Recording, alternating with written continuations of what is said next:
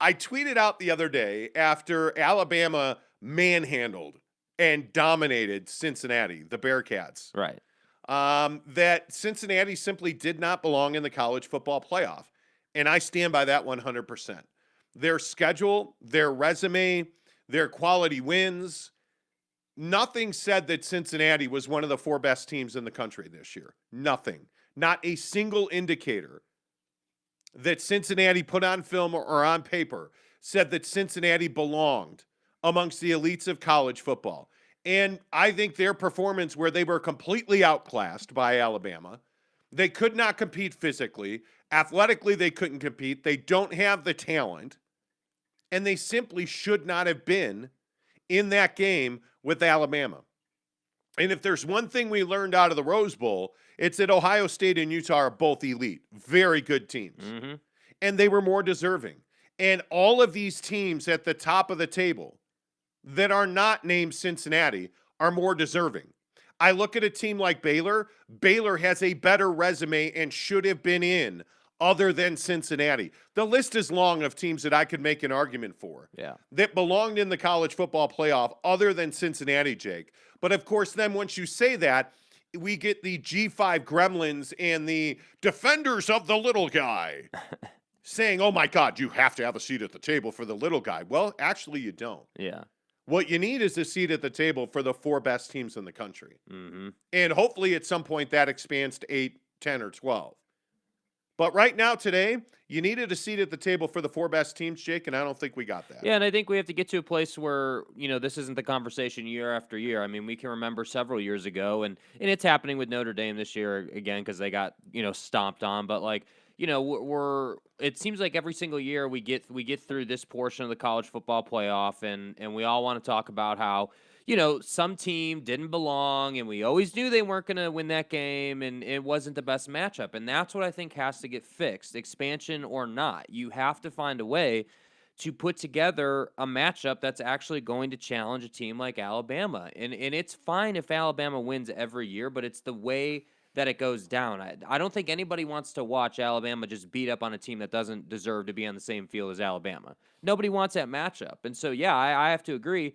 I would have rather seen Ohio State, Alabama. I would have rather seen Utah, Alabama. Would Utah have beaten Alabama? No, probably not. No, most likely not. Would Ohio State have put up a good fight against Alabama? Yeah, I think they would have put up a good fight, but they still probably would have lost. But I think the way that Cincinnati just got dominated, not even close to being in Alabama, really just sent a poor message about this process. And that's what I think the issue is. It's not even really a slight to Cincinnati. I mean, they're just kind of the poster child for this. They did everything that they could do with their schedule. But I look at Notre Dame because everybody's brought up Notre Dame. Yeah. Notre Dame didn't belong there. Yeah. I said, what was it, 6, 8 weeks ago, I said Notre Dame's a mediocre team, and people are upset I said that. Mm-hmm. I got news for you. There are not 10 elite teams in college football every year. Yeah. There's usually 4 or 5, maybe 6. I look at the rankings this year, and I absolutely believe that Alabama earned it. They beat Georgia in the SEC championship game. I don't know what happens in the championship game, but it's going to be a great game. I don't think there's any question Alabama and Georgia are the 2 best teams in the country. Does anybody even dispute that? No. Because I certainly don't. And I watch more college football than pretty much anybody. And I have seen a lot of these teams. I've seen Michigan multiple times. Georgia is far and away better than Michigan, right? I've seen Cincinnati. I've known all year. I've said all year, Cincinnati's overrated. They don't have a resume. They don't have a schedule. They haven't played anybody. Yeah. I look at Notre Dame. That's a mediocre football team, and they showed us that in the bowl game. I look at Baylor. They belonged in the college football playoff. I look at Ohio State. They belonged in the college football playoff. I think that's it. I think that's the end of it, right? And frankly, if I go back to Ohio State, that loss to Oregon really hurt them. And when you look at the fact that they finished 10-2, you cannot excuse a 2-loss team.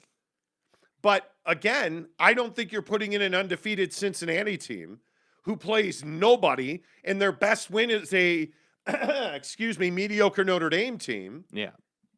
I don't think you just put him in to put him in because we got to have representation for the group of 5.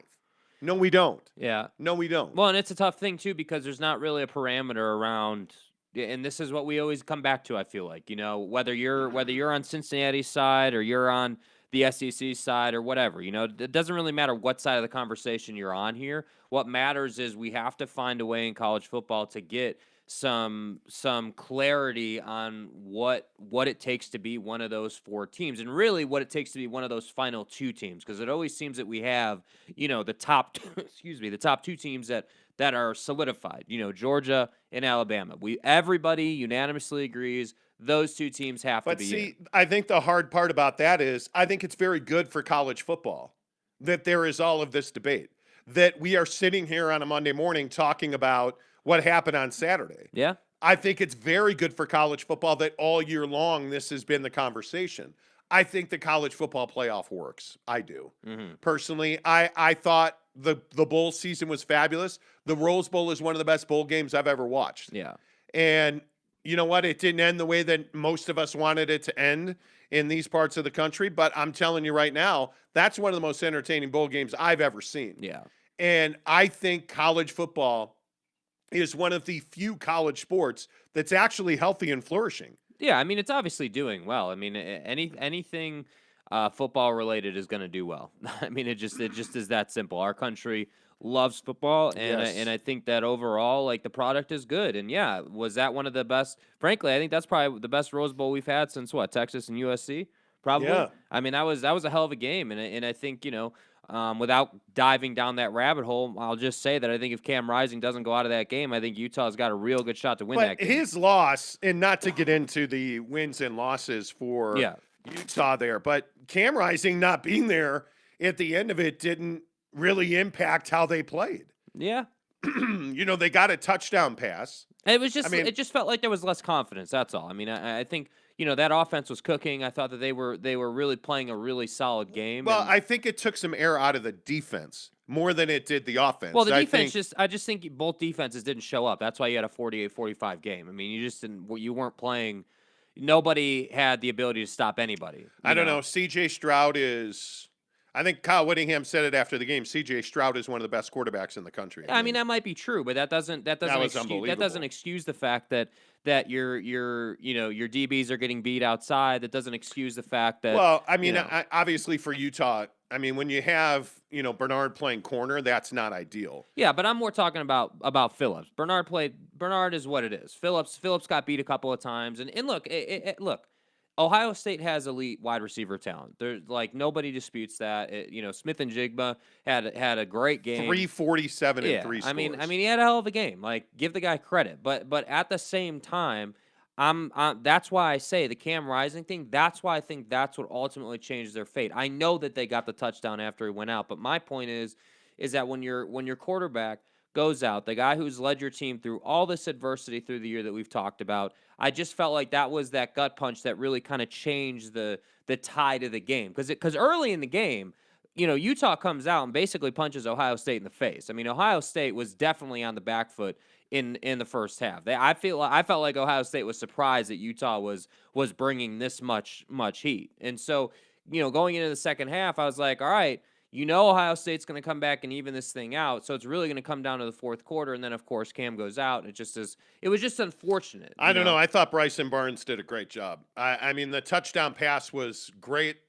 I don't know. I think it was more of a defensive thing when Cam went out. But here nor there. I think college football's incredibly healthy right now. Yeah. I think a lot of people are tuned in.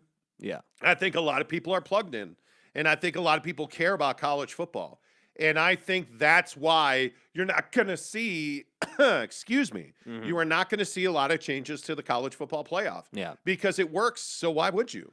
Yeah. I mean, I wouldn't. Honestly, I think you're probably you're going to get to 8, 10, 12 teams. Yeah. And I think that is what it is. But the idea that you're going to change the way you select these teams, I would not do that. Well, I don't think you need to change how you select them, but I just maintain that I do think you need to expand it a touch. But you're right in the fact that, yes, we're talking about it.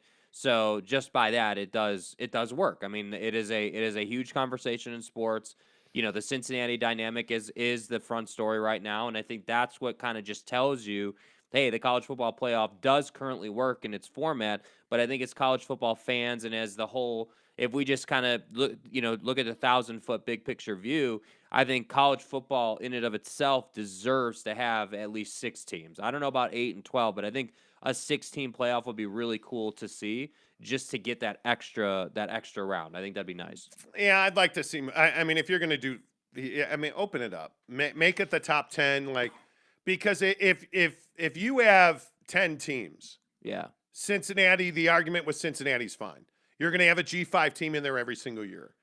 But I just, I think when you only have 4 teams and you put somebody like Cincinnati in, you know what's going to happen. Yeah. And the other thing is, a lot of people, when I said this, were like, well, then what about Michigan? And what about all the other teams? Well, why do all the other teams matter? They don't matter. Who cares about Michigan? What's Michigan got to do with Cincinnati's resume? Yeah. It doesn't matter who Alabama's beat in the past. This year, the 2021 Cincinnati Bearcats had no business being in the college football playoff. Yeah. They simply had no resume. They should not have been there. Period. End of story. So we'll see. All right, let's get some comments. Gabe Lovely says, welcome back, boys. Happy New Year. Now, taking all Maui recommendations until mid-March. Let's go. You're going to Maui, Gabe. Let's go, buddy. My man. Let's go. Way to go. We got the hookup on that for you. No problem.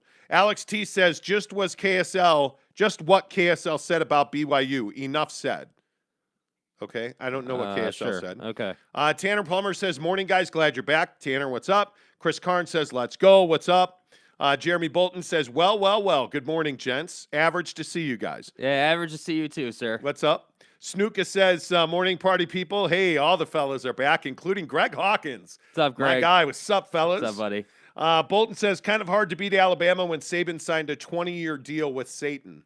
This is Coach Saban. Yeah. Well, I mean, Saban's here, dude. Saban is here, bro. Saban's amazing. He's going to be there for as long as he wants to be. Saban's amazing. Bryce Jensen says Utah's corner play was almost as bad as Joe Ingles on Saturday night. No, yeah, I mean, it wasn't good, dude. I mean, again, Bernard did everything that he could do. Let's be honest. Joe Ingles is a better corner than Bernard was. Well, All right. Depth or lack thereof finally catches up to Utah football in season-ending bowl loss. Utes suck. Okay, Alex T. Appreciate that. Tanner says, I don't know if Cam Rising staying in the game means Utah wins. Cam was mostly shut down in the second half. Yeah, they did nothing offensively in the second half. I mean, absolutely. Where they have 10 points or something in the second half. I mean, it was. But again, this is the Kyle Whittingham conundrum, right? When you have the lead, he's going to go way conservative and lean on his defense. And I just think that's a huge mistake. Well, and I think also, too, from a program perspective, the way he runs his program obviously is at a high level. You're getting to the Rose Bowl, but the problem is when you get to a point where you're playing elite talent, having a great defense isn't always enough. You have a great defense, but when you're in a 45-45 game, you need a dynamic player. You need somebody to make a play offensively to win the game. If we're being honest, the best offense is always going to be better than the best defense. Yeah. I mean, it is what it is. It's just the way football works. But I look at the way the Utes play, especially in offense, when you're in 12 and 13 personnel constantly. And again, they're 2 and 3 tight ends, whether it's Keithy, Fotheringham, whatever you want to point to. Yeah. They're very good.